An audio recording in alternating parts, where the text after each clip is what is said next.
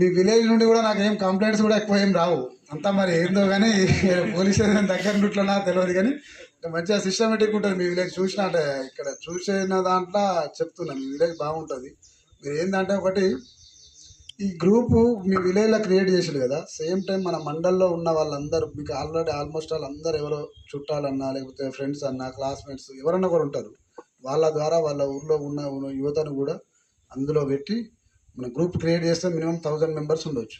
అది ఉంటే ఎవరికి ఏది అవసరం ఉంటే బ్లడ్ ఏ గ్రూప్ అవసరం ఉంటే ఆ గ్రూప్ వాళ్ళు పోయి డొనేట్ చేస్తే మనం ఒకరిని కాపాడిన వాళ్ళం అవుతాం. ఇప్పుడు యాక్సిడెంట్ కాగానే మనకు ఒకటి 1 అవర్ గోల్డెన్ అవర్ అంటారు.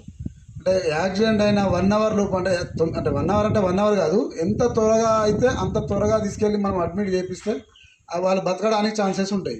బ్లీడింగ్ ఎక్కువైంది అనుకోండి, మనిషికి ఎంత 5 లీటర్సా సార్, 5 to 6 లీటర్స్ ఉంటుంది. అందులో బ్లడ్ అంతా పోయింది, బయటికి పోయింది. తర్వాత హెడ్ ఇంజరీ కానీ ఏమైనా ఇంజరీస్ అయిపోతే బతకడం కష్టం అవుతుంది మనిషిలో. మీరు ఇది ఒకటి అంటే కొంచెం ఎక్కువ మందిని ఇంకా యాడ్ చేసుకోండి గ్రూప్లో. మన మండల్ మొత్తం అంటే హైదరాబాద్ మన సిద్దిపేటలో కానీ ఎవరైనా ఉండేనియండి.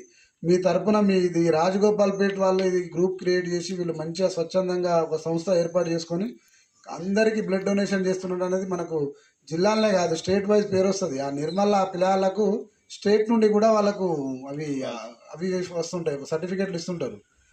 ఎవరికి బ్లడ్ అవసరం ఉన్నా వెంటనే పోతారు, బ్లడ్ ఇస్తారు. నేను అక్కడ చూసిన కాబట్టి చెప్తాను. ఆ రోజు రాత్రి ఇస్తే అతనికి సర్జరీ ఉండే, పాపం చనిపోయేటోడు.